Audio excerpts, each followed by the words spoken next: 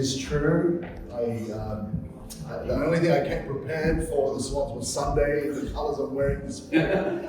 And obviously I was that confident we'd win, and that confidence proved to be false. So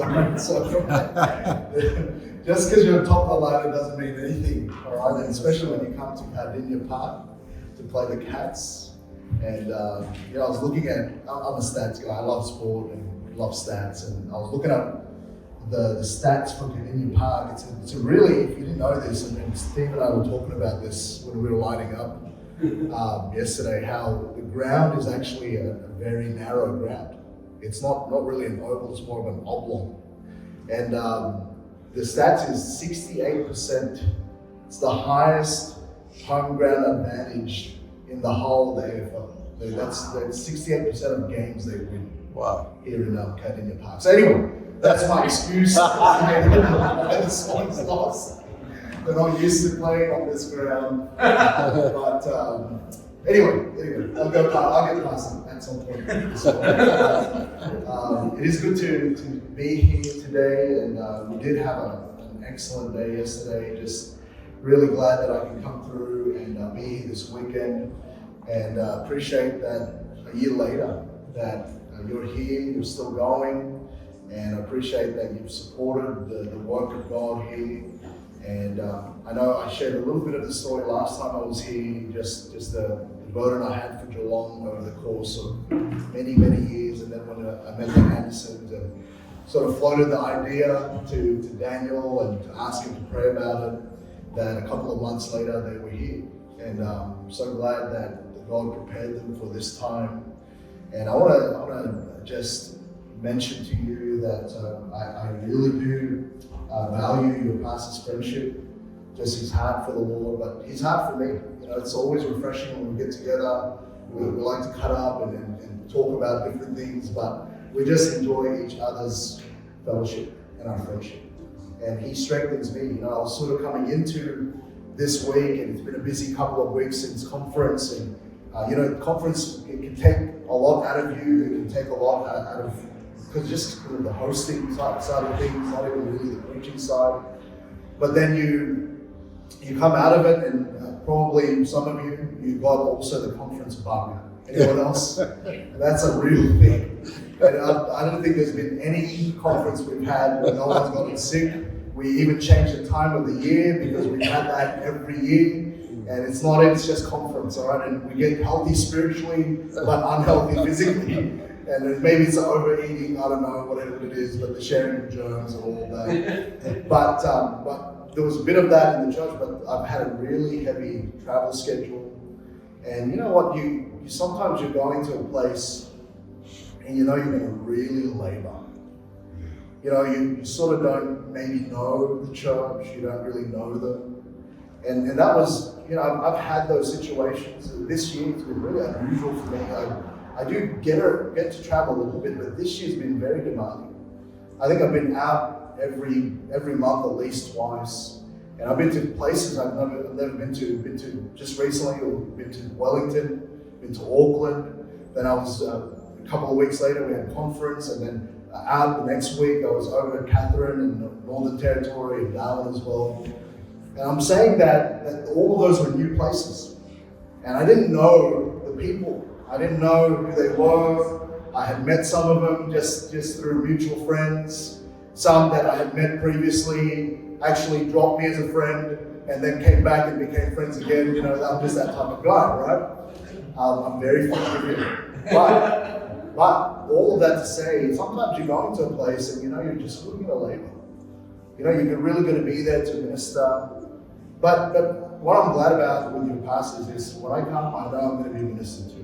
And I really enjoy that. I just enjoy that we're open and we talk, and he's genuine in just his pursuit of things of God. And sometimes we just share our own moments and sort of, share our little war stories here and there and show each other our new scars, from the last time we met.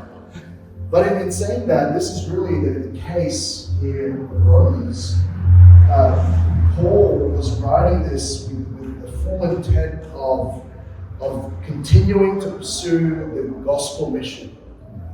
He was going there to Rome, and you understand his whole desire was to go to that area and proclaim the gospel. And actually, he's writing to a people he didn't know. We read that earlier in the reading. He didn't know them. He was hoping to have a prosperous time with them when he eventually, by the will of God, gets there. But he's writing to firstly commend them. He says in verse 8, notice there, he says, "First, I thank my God through Jesus Christ for you." Why? Because here's what he had heard, that your faith is spoken of throughout the whole world. You imagine that Paul's coming into this place and the only thing he had known about was what others were talking and speaking about in this church. So in some ways he was taking a risk, but what he had heard was that the faith was being proclaimed right there in Rome through these people. And so he's saying, thank you for being similar to me, the same in mindset. And he's saying there that before he ever steps into the city, he's already heard of their faith. He says in verse 9, "For God is my witness, whom I serve with my spirit in the gospel of his Son, that without ceasing I make mention of you always in my prayers." And so interesting again, that based on what Paul had heard, here he was unceasing in his prayer. And I'm glad for people like that. I'm glad that whether it's communicated or not, there are those who will pray. I appreciate it even this morning that you had just a little time of prayer. You prayed for the needs of others. You prayed for the city. You prayed for our church. And I think that attitude of prayer for others is such a faith-filled thing. And so he says that in verse 9. He says in verse 10, "Making requests if by any means now at length," and here's his desire, "I might have a prosperous journey by the will of God to come unto you." He says, "For I long to see you, that I may impart unto you," and here's his point, "some spiritual gift, to the end that ye may be established." If you know who Paul is, you know that he was apostle to the Gentiles, and really he was the steward of the New Testament as we know it, the gospel as we know it. He was the main messenger. And he's going there to proclaim to them and to give them a spiritual gift. You know who Paul was? He's a guest speaker. He was a guest speaker that was going to come and establish some things that he had heard about the church in Rome. But then he also was there to establish the doctrine. The doctrine of the faith, the doctrine of the gospel of Jesus Christ. And he was going there to reinforce that. To bring some theological alignment between him and the things that God gave him to the things that are present in the church, the things they believed. And if you know, and I know you know because Dr. David has had a lot of time over the course of this past year to go through in detail, verse by verse, this book. And if there was any book that had a depth of theology, it would be the book of Romans. It would be.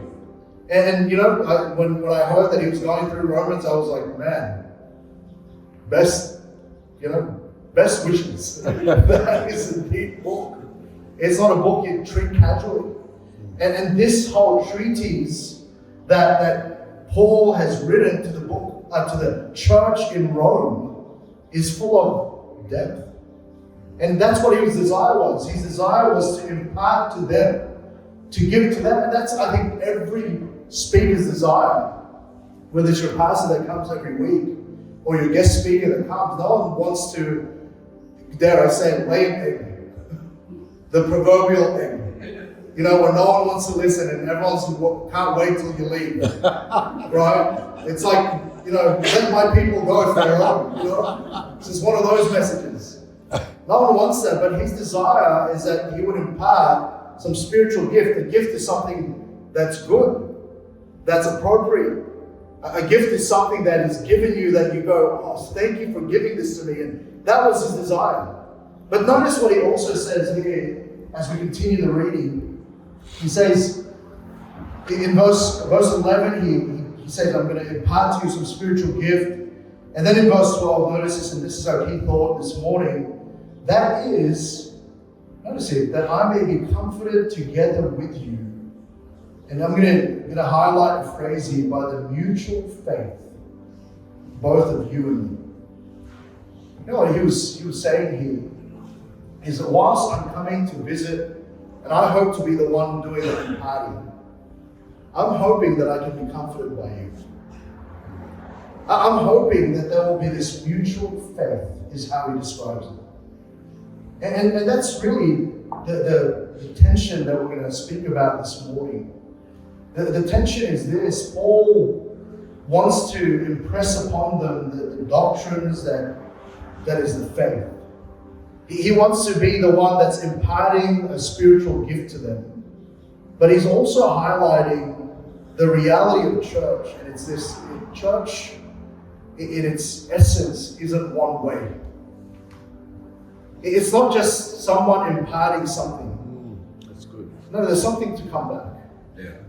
It's meant to be mutual faith. It's meant to be this shared faith.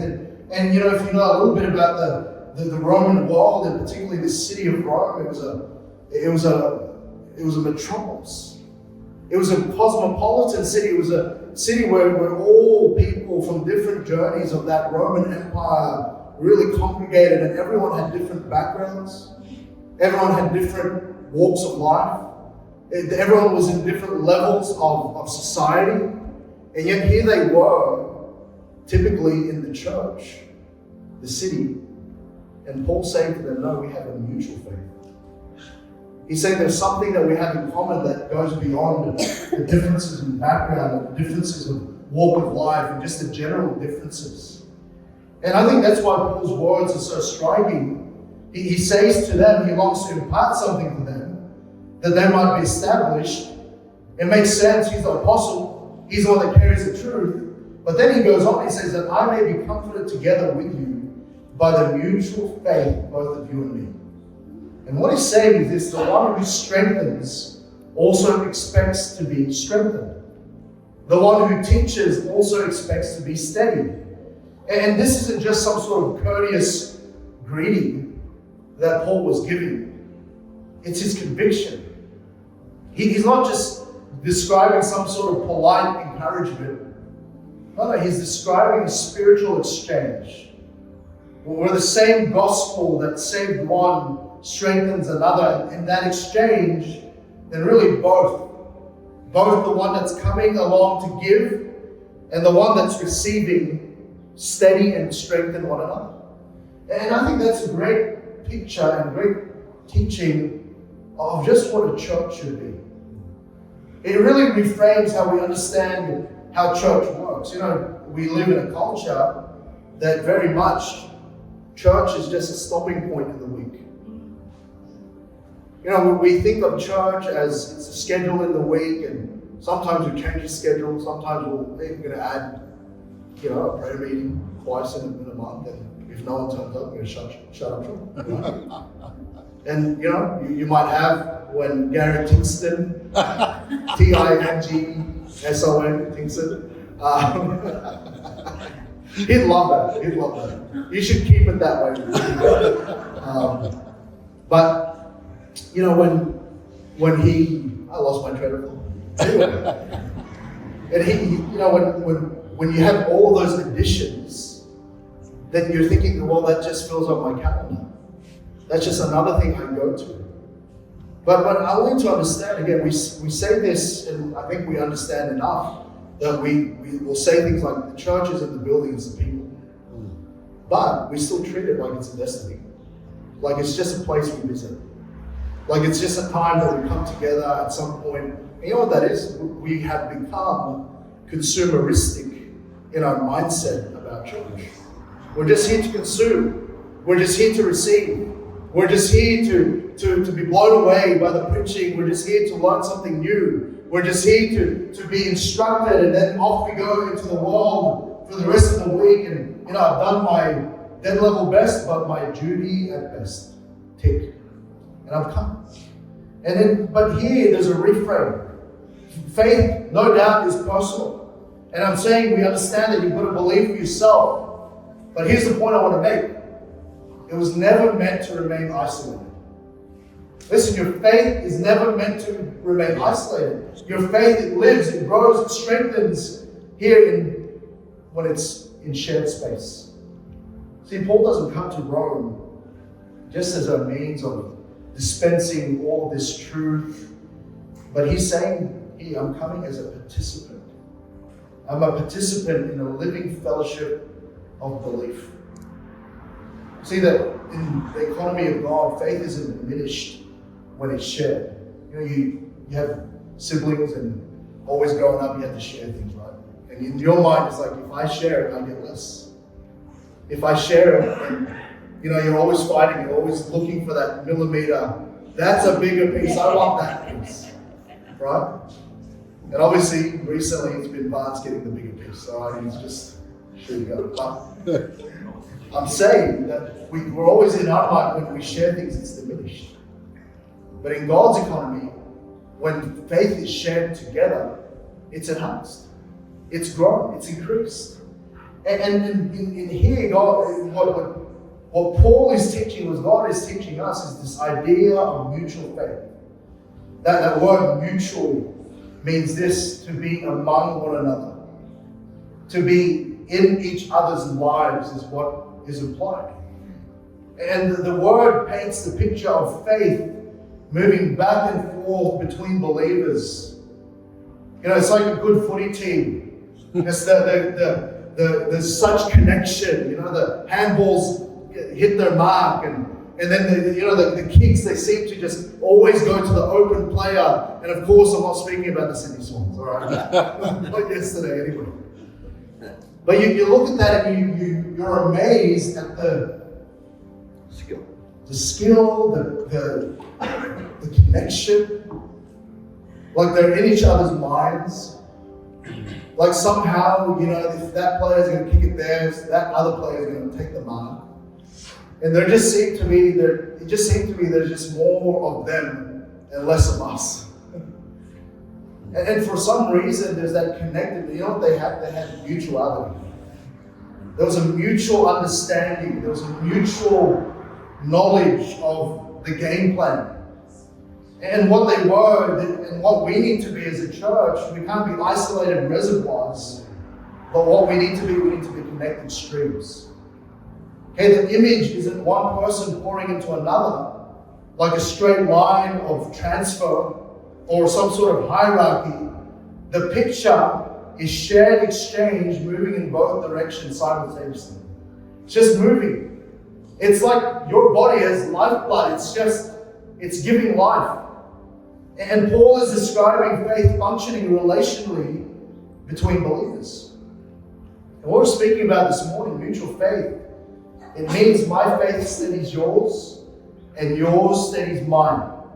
Why? Because we're both holding on to the same Christ. That's what. What we're not talking about this morning, what mutual faith doesn't mean, is just mere friendliness. We all be friendly. It's not just about being friendly. It's not having some sort of social chemistry. We often equate that with teams that play well, is that they have good chemistry. Right? But we're not just speaking about good chemistry. We're not just speaking about having some sort of compatibility in our personalities. We're not just speaking about having a pleasant church culture. No, Paul's speaking something deeper. He is speaking about spiritual strengthening that's established in a deep-seated understanding of what this is all about. We're not speaking about what mutual faith isn't. It's not just one direction ministry. And by that I mean Paul is refusing to position himself as only the giver. I mean, he was in many ways the authority. He's the one that's apostle. But he's saying, I'm not just the giver. I'm not just the teacher. I'm not just the authority. Even as an apostle, he expects actually to receive, to be strengthened. I'm not speaking here, mutual faith isn't just some sort of passive agreement. Right? It's not just, well, we'll all believe roughly the same thing, so I guess we're here. No. It's active participation in just that strengthening and steadying of one another. And so what are we going to learn this morning from Paul's description of his mutual faith with this particular church? And I think that it ought to be a guiding principle as God continues to bless him. Mutual faith. You know what mutual faith is? Firstly, we've already sort of alluded to it, but it's shared faith. It's shared faith. Okay, it's the basis of Christian fellowship. You know, in verse 8, he says, again, first I thank my God through Jesus Christ for you all, that your faith is spoken of.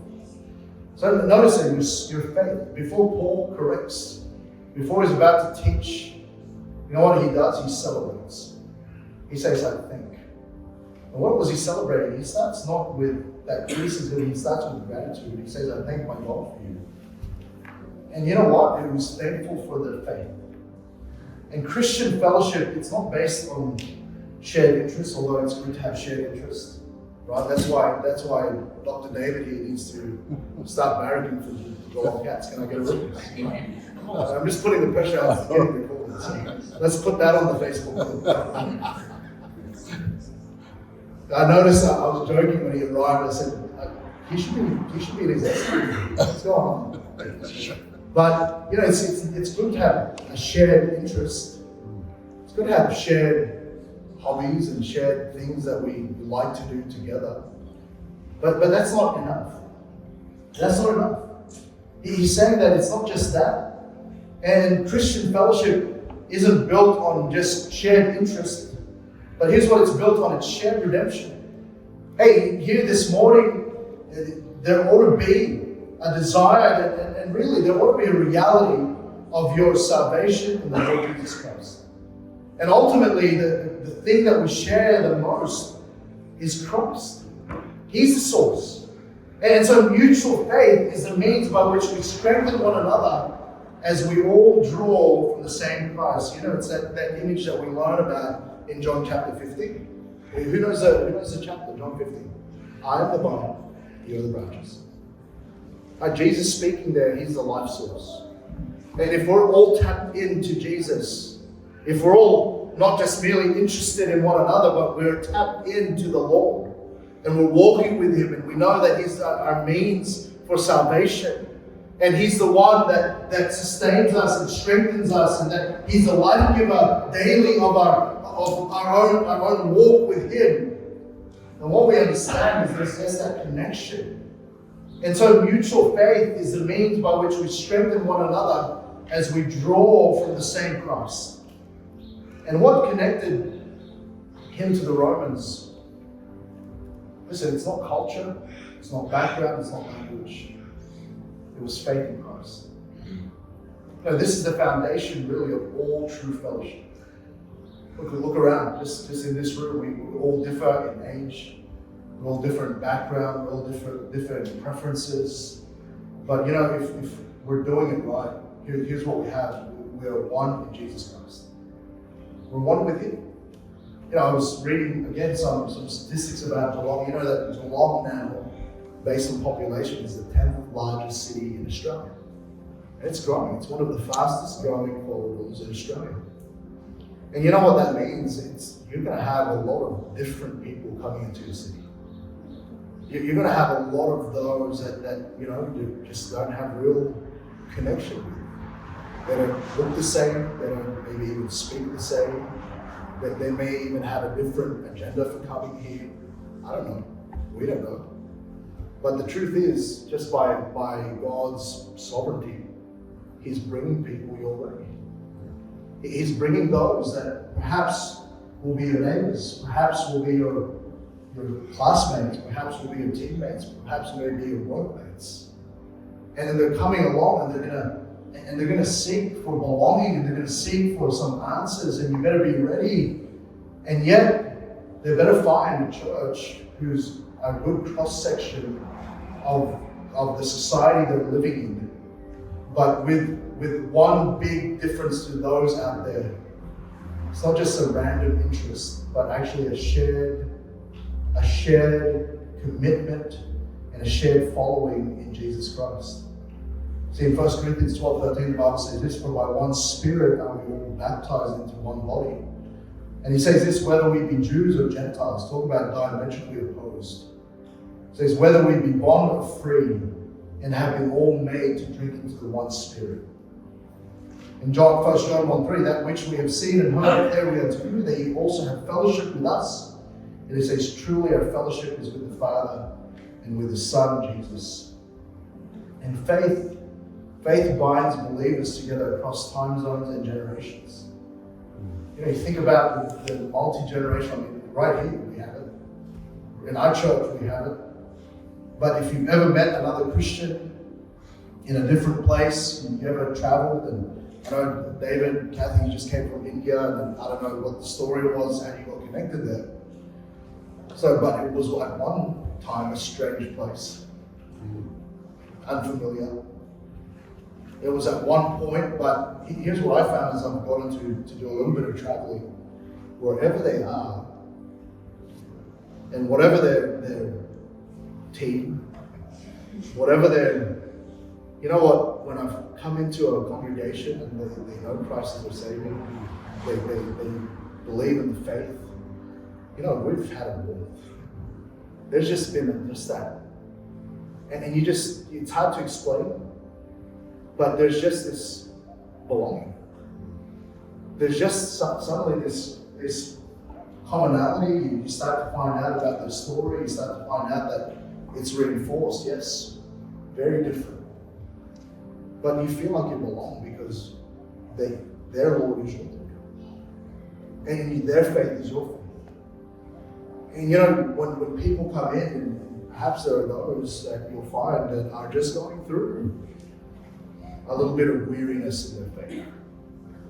And maybe they were saved and they have been born again. They're those that maybe they're just looking for just alignment again. Then really what he's saying is they better find mutual faith here. There ought to be mutual faith. There ought to be that shared faith, that foundation of the Lord Jesus Christ. And I'm thankful that there is. See, the same Spirit in you is the same Spirit in them, and that's what makes the church actually truly global. It makes the church truly unique. You know, I used to think when I was growing up, I went to public school. I used to think my friends from school would be my friends forever. I really didn't. Call me a romantic, I don't know, or deluded. Maybe both. But you go there and you just think that you'll know each other. But you know what happens? You graduate and life moves on, and the thing that you had in common was this: you went to school. That's right. That's really what it was.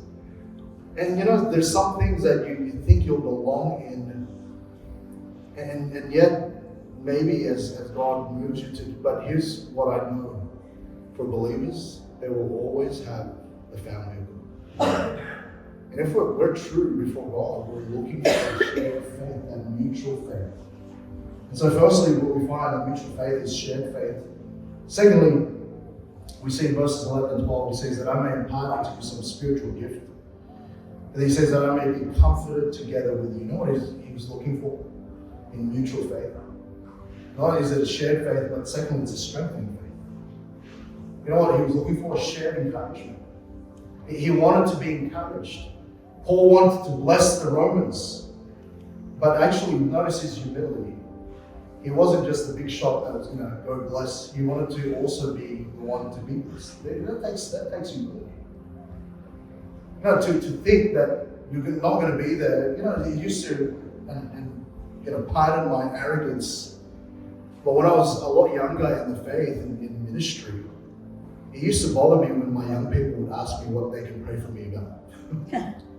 You know, I'd ask them, it was my job to pray for them. As a youth pastor, you know, you're supposed to have answers. And so I used to go, hey, can I pray for you about something? And then over time, as those young people began to grow in their maturity and their faith, they would ask me. And honestly, I'm just being honest with you, it used to bother me until I just grew up to it. And I realized, you know what? I need their prayers. I need that strengthening faith. And you know, mutual faith isn't simply one believer carrying another. Here's what mutual faith is. It's believers carrying one another toward Christ. That's what it is. You're supposed to carry one another. And he knows that spiritual growth is reciprocal, and the teacher learns from the student, and the encourager is encouraged by the one that's doing the encouraging. All right? And so all of us here, you come along and our hope, and we pray and we seek that God will bless and lead this congregation to reach this city for Christ. And God's forming. God has called a pastor here. And sometimes here's what I want to warn and I want to encourage you about. Don't forget that your pastor is also part of the body. Look at it biblically. Okay, he's not apart from the body, he is part of the body. And sometimes we get this idea that the one doing the blessing can just bear it all and take it all, and I know that and I understand it. But I've also sat on the other side, and sometimes we forget the responsibility to bless and to help, to strengthen and encourage. And there's times where I've wondered, as the pastor, is anyone even listening?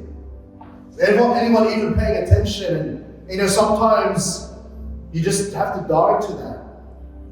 No one says anything after, except this, pastor, went too long again. You said 45 minutes.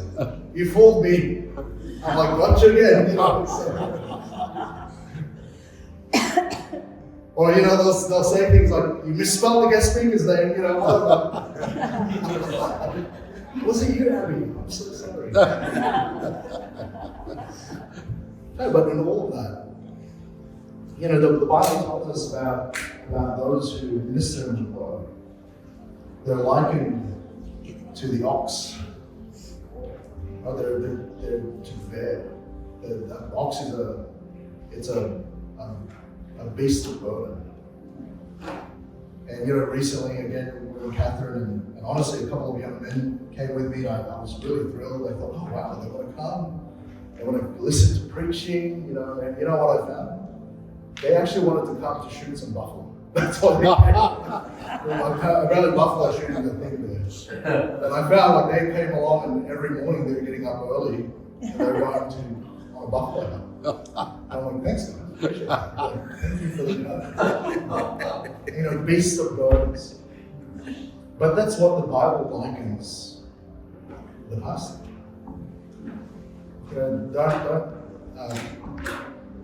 Don't muzzle the ox who treads out the corn. That preparation, I know, the preparation of messages, of reading, and you're a year in, and sometimes we can start to just be in the grind. The Bible tells us that there are those who are faithful in the Lord, that are worthy of double honor. And I'm just saying that as much as he encourages you, here's what mutual faith looks like. You're to strengthen him. I'm glad for those. I'm glad for the built. I'm glad that there's a friendship between. And I'm that way. I'm glad for my church, and I've pastored 2 churches now of good size. But I'm glad that both churches have found friendship. I think that's good. But within that, here's what I found. Sometimes we get so comfortable, we forget that he's not just your friend, he's your pastor. That you need to, at times, be aware when there's a need for a kind word. And I'm glad for those in my church now who just have a sensitivity to that. And sometimes they're unlikely.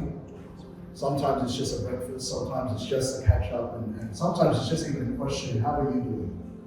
Is there anything I can pray for you about? And he knows that spiritual growth is reciprocal. I'll tell you now that the healthy churches have a healthy balance of that.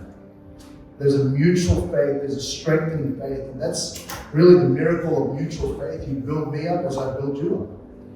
And the church is stronger when faith moves in both directions. And Christian fellowship, again, is not a one-way street. It's I'll teach and you receive. No, here's the balance. Let's grow together. I remember my first Sunday pastoring in the church I grew up in. It's like I had to state the obvious. I said, I'm growing too. And here I was standing, again, a little bit of that. I grew up, I pastored the church I grew up in. I stood up there, you know who was in the congregation? My Sunday school teachers, my youth group leaders, everyone that put something in me to disciple me, to grow me in the faith. And here I was suddenly the junior brother as the pastor. Right? And you know what? The humbling thing was this. I just knew I still had to grow. I just knew. And you know what? I needed them still. And there had to be that mutual faith. There had to be that strengthening faith that came between us and, you know, the many conversations, the many times of prayer. And the church is strongest that way. You know, every believer really in that has something to give. But I want to say to you as well, you also have something to gain. Okay, when you share what God is doing in your life, whether it's a testimony, a word, a prayer, you strengthen someone else's faith. When you hear what God's doing in others' lives, you're strengthened too. You know, and you need to be active. Look at another place in Scripture, if you don't mind, Ephesians chapter 4. Ephesians chapter 4. In verse 16. And a wonderful chapter. It speaks about the gifts of Christ, and it speaks about how one of those is he gives some, right? Apostles, some prophets, some evangelists, and some pastors and teachers. Why? For the perfecting of the saints, right? So there's a growing. So as you recognize that gifting within the church of the pastor teacher, right? Then he goes in verse 16. Notice that, from whom the whole body fitly joined together and compacted by that which every joint supplieth, according to the effectual working in the measure of every part, maketh increase of the body unto the edifying of itself in love. Notice the wording there. It says the whole body fitly joined together. You know, there's that compacting, that galvanizing that God does. But every joint supplieth. You know what he's implying there in the scriptures? Saying every part should be active. You know, we've got to fight the consumer mindset. We've got to fight that mindset that, you know, we're just here to receive. No, we're here to grow. What part do you play? You know, what part do you play? You know, if you're going to reach the city, this church has to be one that every joint supplier. That we're just know our part. You know, maybe you're gifted in different ways. Maybe you have a burden for a certain cross-section of the city. Maybe you're in your place just being a gospel witness. Maybe you're in your home and you're just trying to raise that family right. Maybe you're just in the community and perhaps you're just a witness. You're handing out gospel literature. Maybe you're speaking to co-workers. Maybe you're bearing burdens. But all of us playing our part. All of us living the Christian life. We're not just the church on Sunday. We're the church all the time. And we've got to have that mindset. And your consistency, your worship, your endurance, your prayer life, your testimony, it can strengthen someone else. But here's the last thing about this mutual faith. Not only is it a shared faith, it's strengthening faith, but really at the end it's the sustaining faith. You know what I find over the years is that a lot of people burn out. A lot of people burn out. A lot of those in church, a lot of pastors, a lot of different. But here's the thing, they're all driven towards the same thing. In verse 15 it says, so as much as in me is, in Romans chapter 1, I am ready. It says, for I am not ashamed of the gospel of Christ. You know, there was an understanding in Paul as he spoke about mutual faith. He commended them for the mutual faith, that it readied him. It caused him to be unashamed. And you know, sometimes God strengthens your faith by this mutual faith of just standing next to each other. Now, that whole idea of being ready and being unashamed just means this: they're just equipped. They're fully equipped. And you know, when we all play our part, they have a shared mission that advances the gospel. They have a shared faith. They have a strengthening faith. You know, that mutual faith, it sustains. It's the model. it's the model that God would have for us, is that we're just strengthening one another. See, here's what it is. Faith that's truly mutual will always become missional. Okay, when believers encourage one another, the natural result is outward impact. Now, I'm glad that God sends people our way, but I'm also glad when God sends people our way, and not in a bad way, right? But sometimes God will send us people so that they can be strengthened with the mutual faith, so that they can go. And example right here, Pastor Kinsman again, just news. We're looking at starting a church. And he's going to go. He's going to go to the south side of Brisbane. We're looking at Redlands Bay, Hullana. Huge area of growth. And we're sending him there. We're going to start an outreach this July. We're going to start. Yesterday he was there. He sent me a photo. He and his family were letterboxing and canvassing and talking to people. And we're getting ready to start a midweek service at some point. And we're going to start a church in the next year or so. But that's, to me, that's health. That mutual faith, they're able to then, and Paul says, I'm ready. We sustain one another by serving together. When you know someone is praying for you, your faith steadies. When you serve alongside others, your faith strengthens. And mutual faith, it's not merely shared beliefs, it's shared burdens, it's shared service. And here's what's important, it's shared hope.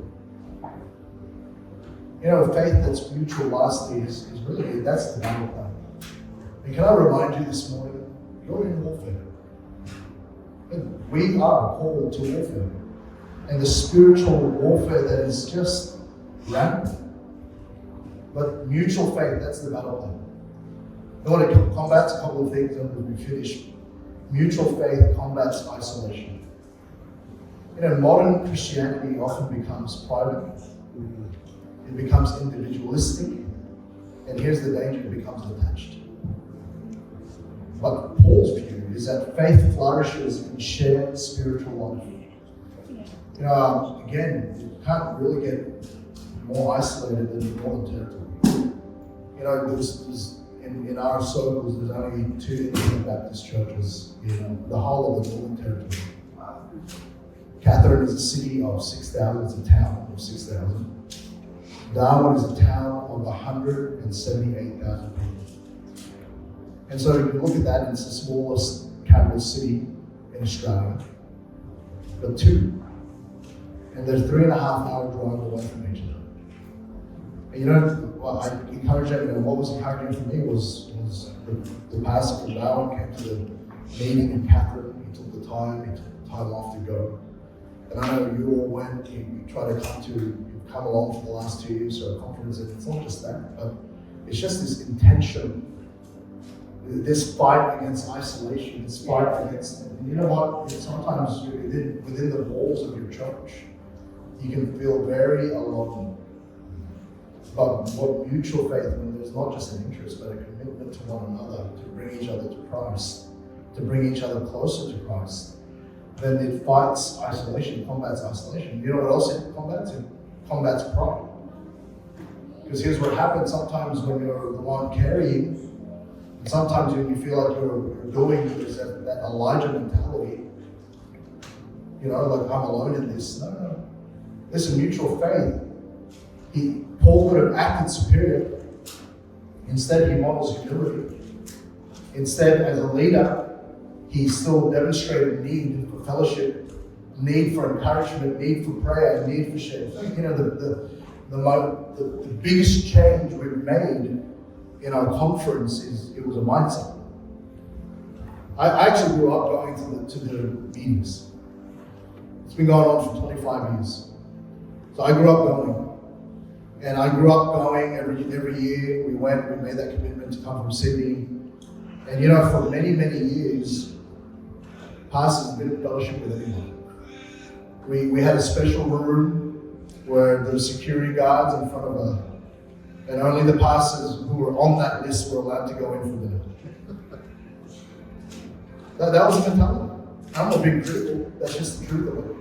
But when I came there, it's just, to me, it's not really. We're part of the body. We're not special forces. We're not there's no VIP lounge. Right, we just went in and my office is open. I've had young people in there. I've had different people in there. We're all just there. And the best part, honestly, of our conference this year was seeing our guest speakers outside actually talking to people. No one's bigger than anyone else. We're all servants. And listen, that there's that strength in it. You know what? The interesting thing about that is that all of those guest speakers came back and they said the most favorite part of the conference was not that they got to preach, was that they got to spend time with the church. They said they loved it. They loved that part. They weren't being pushed to a room somewhere, with security guards with earpieces hanging out of their ears. They were going and they were just with people that had some of the greatest, most encouraging conversations just by speaking. And mutual faith combats pride. It helps you realize, it's not just about you. You're not the guy that gets to sign all the Bibles and gets through the Bible school, all of that. And it's not just you getting there. No, it's you, and you're just with each other. You know what? Mutual faith, we've said it already, combats consumer Christianity. Because here's what it is: church isn't what can I get. It's this: what can we strengthen together? And then what happens is every member matters. Right? The Bible teaches us that. You can just look it up in 1 Corinthians 12. So mutual faith combats consumer Christianity, but then lastly, mutual faith creates endurance. That's what we're saying, it's sustaining. The amount of people who just leave church, and because of that very thing, they're not strengthened. They think they're continuing to give. And I remember there was a young man in Sydney I was really working with. I was really just in many ways training him for the ministry. And we spent a lot of time together. I was probably with him 5 days a week. He just was like an armor bearer. He just would be around, and I was training him for the ministry. But at the same time, I was going to university, and then one Sunday, he didn't turn up to church. So, I called him. I said, "Hey, where are you? Are you okay?" He said, "Yeah, I'm okay." It was a bit different. A couple of weeks later, he had missed church at that point. 3 weeks, I went to visit him, and I sat with him, and we sat at the same coffee shop we always sat in, and he just unloaded. He said, "Pastor, I do this, and I do this, and I do this." And one night, I had an assignment to do, and I asked some of the other guys if they could come, and I need help with this because he was a graphic designer. He was a photography, and he said, "No one even answered my call."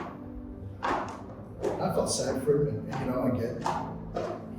You'd like to think you could endure that. But so much in the church isn't actually many times even about. So much in church isn't even about, do I have a place to be part of? Sometimes it's just this, there's just a lack of relational capital. Meaning there's no depth. There's no real, not just concern, but real commitment to one another. There's just not as much at stake. And what happens is mutual faith, though, it creates endurance because you know what? The pressure's not on you. There's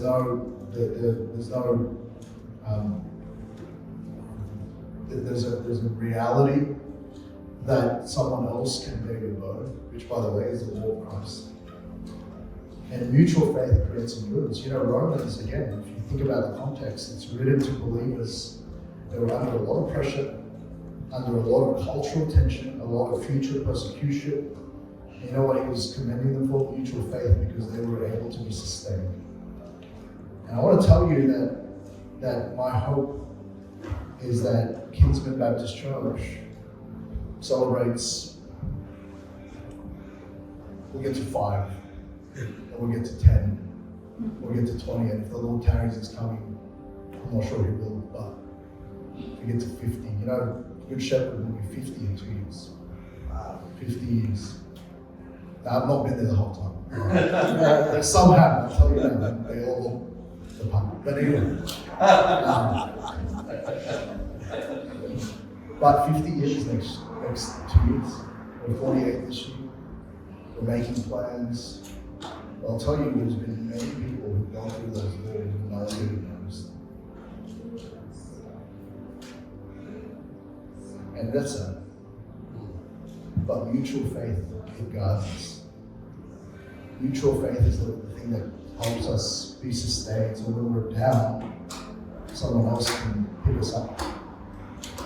When we're feeling flat and sort of alone, then someone else can come along and be someone who can refresh. And it goes both ways. See, Paul didn't ask for Roman hospitality. He asked for that mutual faith, that harmony. He knew that life in ministry would bring pain, but mutual faith would bring comfort. And I'm saying to you, the same comfort is still available. It's still the way. See, when you're weary, mutual faith says you're not alone. When you're joyful, mutual faith says let's praise together. When you're struggling, mutual faith says I'm praying with you. And no wonder Paul called it mutual. Why? Because it multiplies encouragement both ways. And so I'm saying, thank God for the believers who lift your faith and make sure to lift. But here's what I'm saying, make sure to lift these days as well. And faith was never meant to be a solo act. You know what it is? It's a shared soul. It's harmonized by hearts that believe together. Mutual faith is the reciprocal strengthening that occurs when believers, united by the same gospel and indwelt by the same Holy Spirit, actively participate in one another's spiritual stability, encouragement, and then ultimately endurance.